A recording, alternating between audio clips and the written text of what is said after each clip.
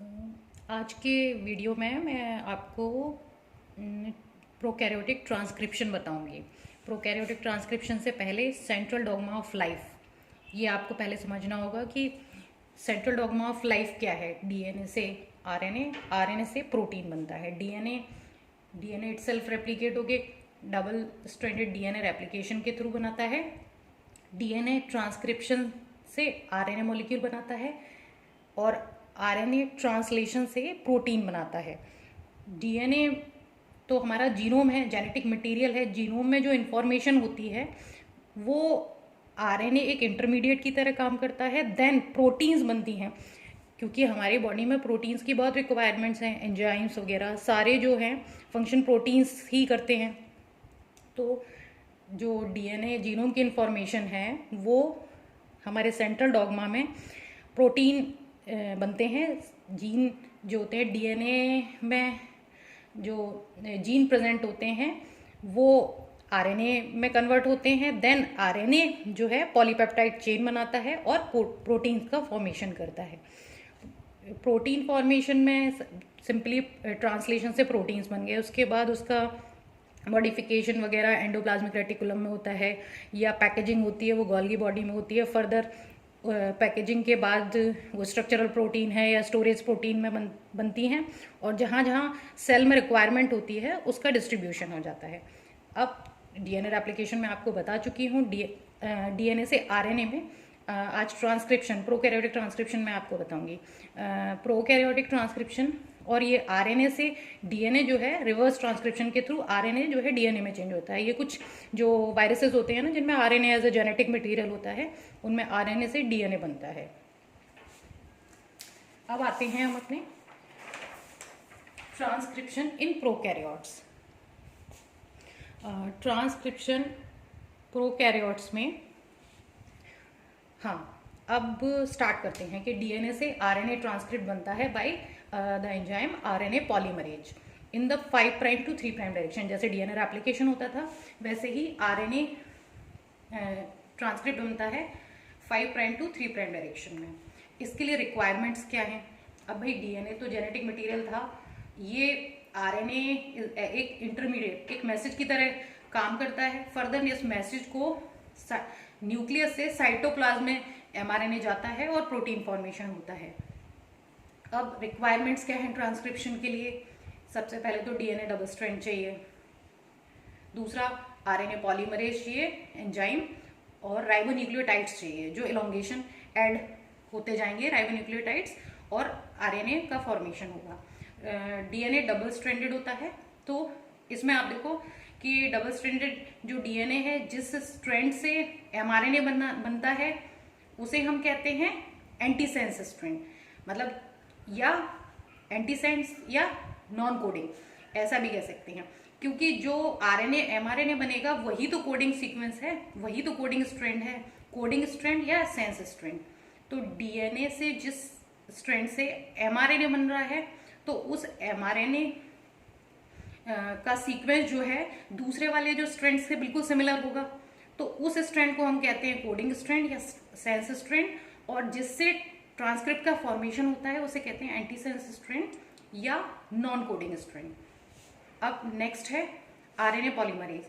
RNA polymerase enzyme है और ribonucleotides हैं। बैक्टीरिया में क्या होता है, मतलब प्रोकैरियोट्स में, कि मोर देन 1 प्रोटीन बनती है।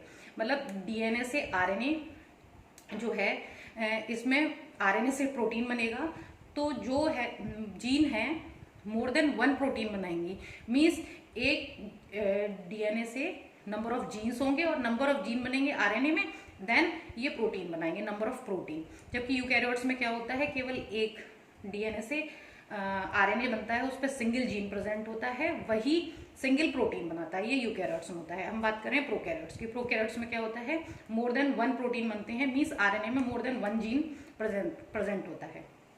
आरएनए पॉलीमरेज पे आते हैं। RNA polymerase is a holo enzyme. ये 465 किलो डाल्टन इसका मॉलिक्यूलर वेट होता है। इसमें 5 सब यूनिट्स होती हैं। अल्फा की 2 यूनिट्स होती हैं, beta, beta dash and sigma. Alpha 2 मतलब अल्फा की 2 units, beta and beta dash जो होती है वो कोर एंजाइम होता है, और को फैक्टर इसमें होता है सिग्मा।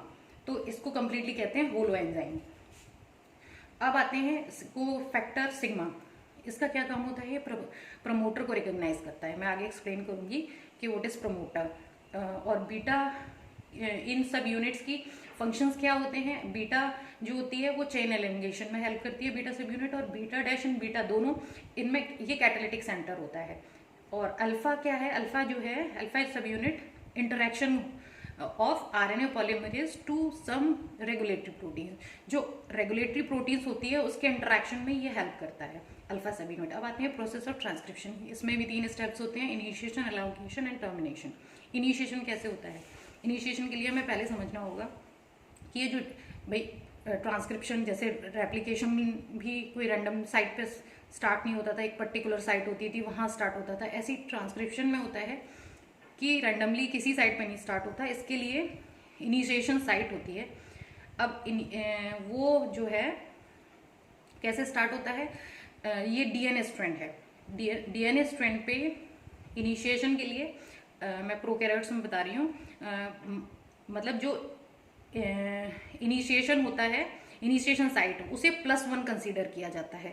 उससे ऊपर वाले सीक्वेंस, अपस्ट्रीम सीक्वेंस को माइनस से हम रिप्रेजेंट करते हैं, और प्लस से जो डाउनवर्ड है, डाउनवर्ड जिसे डाउनस्ट्रीम सीक्वेंस कहा जाता है, उसे हम प्लस से डिनोट करते हैं। अब इनिशिएशन साइट मान लो ये है, यहाँ से -10, इसमें जो इनिशिएशन स्टार्ट होता है उसके लिए 2 कंसेंसस सीक्वेंसेस होते हैं, टाटा सीक्वेंस और -35 रीजन पे टीटी गाका बोला जाता है इसको। आप अपने मतलब याद करने के लिए जैसे भी कर सकते हो, वैसे इसका फॉर्मूला बना लो। तो मैंने बनाया हुआ है टाटाट बॉक्स, जिसे हम प्रिमनो बॉक्स भी कहते हैं। वो -10 सीक्वेंस पर प्रेजेंट होता है, मतलब +1 तो इनिशिएशन साइट होगी। अपस्ट्रीम सीक्वेंस को हमेशा नेगेटिव से रिप्रेजेंट किया जाता है और डाउनस्ट्रीम सीक्वेंसेस को प्लस से करते हैं। तो जो टाटाट सीक्वेंस होता है, जिसे प्रमोटर जो है, प्रमोटर सीक्वेंसेस कहे जाते हैं, ये कंसेंसस सीक्वेंस हैं, -10 रीजन पे होते हैं, और दूसरा है टीटी गाका, वो -35 रीजन पे होता है। इन दोनों सीक्वेंस के बीच में 16 to 18 बेस पेयर डिस्टेंस होता है। अब +1 से जो है ये प्रिमनो बॉक्स, जिसे टाटाट बॉक्स कहा जाता है, इसे प्रिमनो बॉक्स भी कहते हैं, -10 रीजन पे प्रेजेंट होता है अपस्ट्रीम पे। तो +1 से 5 to 8 बेस पेयर इसके बीच का डिस्टेंस होता है। तो ये हमारे प्रमोटर सीक्वेंस हैं, जहाँ पे आरएनए पॉलीमरेज लगता है। तो आरएनए पॉलीमरेज का जो कोफैक्टर है सिग्मा, ये प्रमोटर सीक्वेंस को रिकॉग्नाइज करता है, और रिकॉग्नाइज करने के बाद इनिशिएशन प्रोसेस ये जो है स्टार्ट हो जाती है। सिग्मा ने भी इस साइड को रिकॉग्नाइज कर लिया, -10 सीक्वेंस और -35 सीक्वेंसेस को। फर्दर ये जो बीटा सब यूनिट्स होती हैं, ये इनमें हेलिकेज प्रॉपर्टी होती है, मतलब स्ट्रैंड को ब्रेक करने लगती हैं। वो चलो मैं इलोंगेशन में, इसमें इनिशिएशन में ही बता रही हूँ आगे।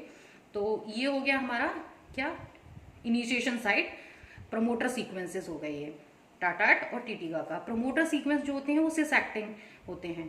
सिस एक्टिंग मीन्स जो इनिशिएशन साइट है इसके नियर ही प्रेजेंट होते हैं, मतलब नियर मतलब पास में ही प्रेजेंट होंगे। जबकि कुछ रेगुलेटरी सीक्वेंसेस होते हैं, वो मैं यूकैरियोट्स में आपको बताऊंगी, एनहांसर, साइलेंसर वगैरह, वो जो है वो डिस्टेंटली दूर, मतलब डिस्टेंटली प्रेजेंट होते हैं, मतलब दूरी पर प्रेजेंट होते हैं। जीनोम भाई सीक्वेंस तो काफी बड़ा होता है यूकैरियोट्स में। तो सिस एक्टिंग क्या है कि जो नियर प्रेजेंट है सेम क्रोमोसोम पे, सेम डीएनए मॉलिक्यूल पे, वो प्रमोटर सीक्वेंसेस होते हैं सिस एक्टिंग। और ट्रांस एक्टिंग रेगुलेटरी जो प्रोटीन्स होती हैं, जो यूकैरियोट्स में मैं आपको एक्सप्लेन करूंगी, वो ट्रांस एक्टिंग होती हैं। वो डिस्टेंटली प्रेजेंट होती हैं, दूर प्रेजेंट होती हैं। वो मतलब वहां सिंथेसाइज होके और प्रमोटर सीक्वेंस पे आके बाइंड करती हैं, ट्रांस एक्टिंग जो रेगुलेटरी सीक्वेंसेस हैं। नेक्स्ट आते हैं हम, हाँ, अब ये सीक्वेंस रिकॉग्नाइज हो गया तो आरएनए पॉलीमरेज जो है डीएनए पे बाइंड करेगा और इस सीक्वेंस को कवर कर लेगा करीबन 75 to 80 बेस पेयर, जो +20 से लेके -25 तक होगा। मतलब आरएनए पॉलीमरेज जो है इतने एरिया को कवर कर लेगा, -55 से लेके +20 तक। देन 75 to 80 बेस पेयर तक कवर करने के बाद ये जो कॉम्प्लेक्स बनता है इसको कहते हैं क्लोज बाइनरी कॉम्प्लेक्स।